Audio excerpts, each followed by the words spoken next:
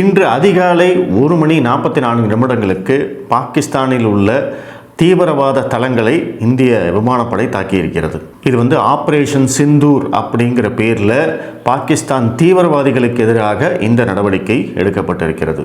பஹல்காம் தாக்குதலுக்கு நீதியை நாங்கள் நிலைநாட்டி விட்டோம் அப்படின்னு சொல்லியிருக்காங்க. இந்த 9 டார்கெட்டும் 5 டார்கெட் பாகிஸ்தான்லேயே இருந்திருக்கு. மீதி 4 டார்கெட் பாகிஸ்தான் ஆக்கிரமிப்பு காஷ்மீரில் இருக்கக்கூடிய அந்த தீவிரவாத தலங்கள். இதில் முக்கியமாக லக்ஷர்-இ தொய்பாவுடைய தலைமையகம் அப்படின்னு சொல்லக்கூடிய இடமும் தரைமட்டமாக்கப்பட்டிருக்கு அப்படின்னு சொல்லியிருக்காங்க.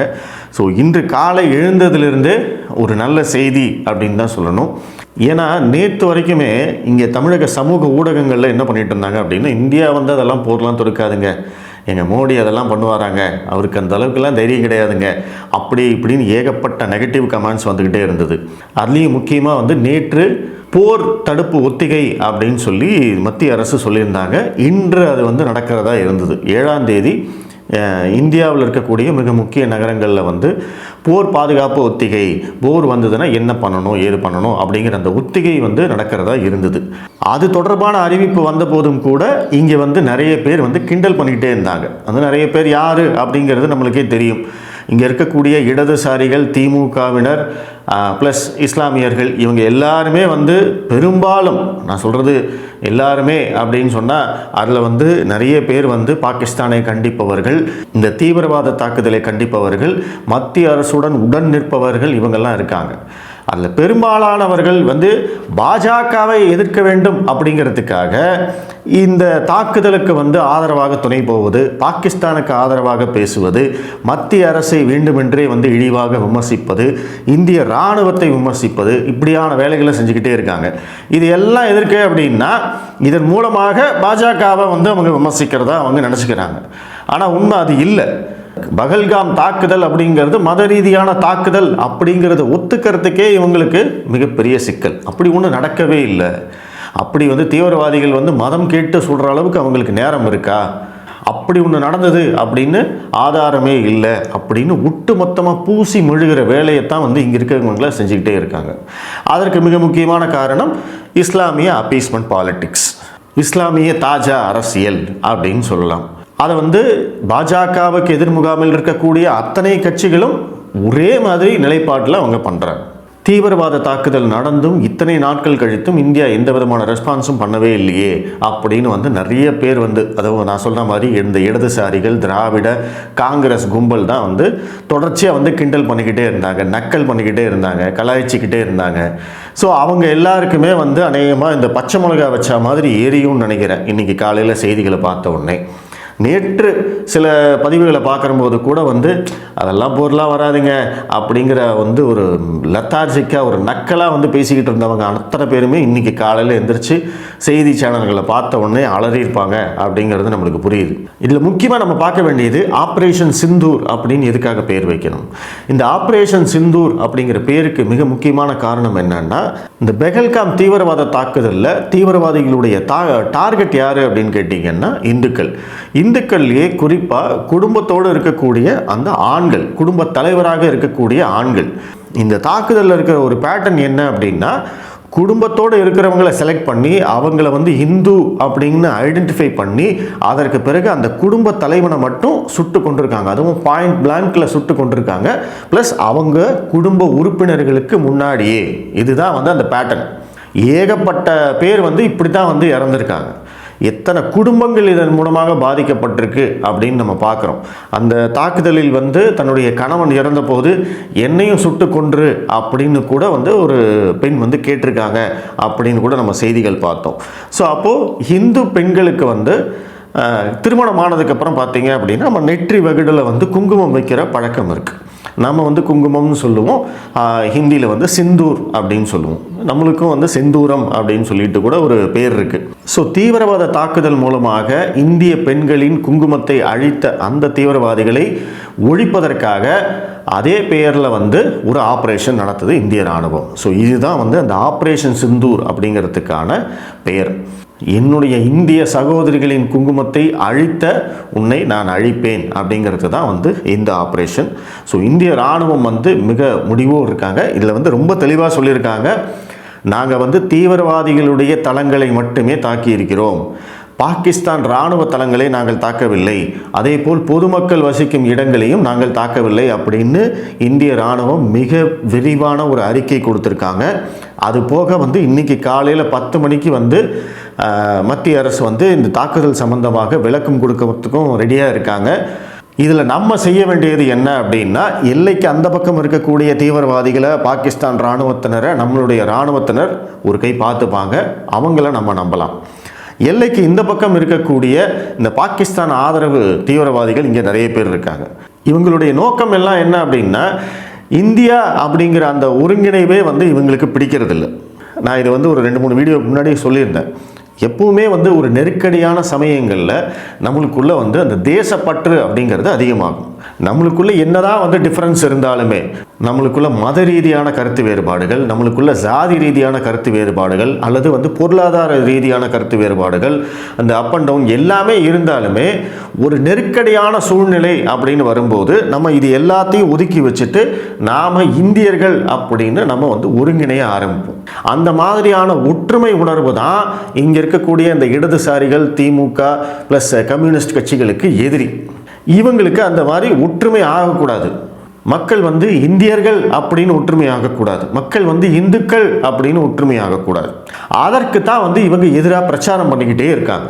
இப்போ இவங்க சொல்லக்கூடிய ஸ்டேட்மெண்ட் எடுத்து பாருங்களேன். தமிழ்நாட்டில் இருக்கிறவங்களுக்கும் வந்து வட மாநிலத்தில் இருக்கிறவங்களுக்கும் சம்மந்தமே இல்லை. அவன் வந்து ஆரியன், நீ வந்து திராவிடன், நம்ம வேற அவங்க வேற, இப்படி தான் வந்து சொல்லிக்கிட்டே இருப்பாங்க. இப்போ இஸ்லாமியர்களை பொறுத்த வரைக்கும் ஒற்றுமையாக இருந்தால் அதற்கு பெயர் வந்து மதச்சார்பின்மை. அதுவே வந்து இந்துக்கள் ஒற்றுமையாக இருக்க வேண்டும் அப்படின்னு பாஜக சொன்னாங்க அப்படின்னா அவங்க பேர் வந்து மதவாதிகள்.